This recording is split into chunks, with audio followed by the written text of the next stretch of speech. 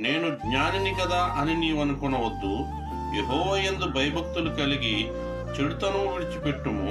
అప్పుడు నీ దేహమునకు ఆరోగ్యమును, నీ ఎముకలకు సత్తువయు కలుగును. నీ రాబడి అంతటిలో ప్రథమ ఫలమును, నీ ఆస్తిలో భాగమును ఇచ్చి యెహోవాను ఘనపరచుము. అప్పుడు నీ కొట్లలో ధాన్యము సమృద్ధిగా నుండును.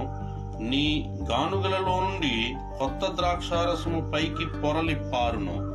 నా కుమారుడా, యెహోవా శిక్షను తృణీకరింపవద్దు, ఆయన గద్దింపునకు విసుకవద్దు.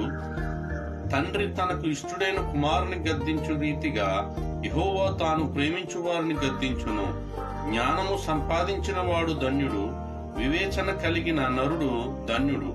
వెండి సంపాదించుట కంటే జ్ఞానము సంపాదించుట మేలు, అపరంజి సంపాదించుట కంటే జ్ఞానలాభము నొందుట మేలు. పగడముల కంటే అది ప్రియమైనది. నీ ఇష్ట వస్తువులను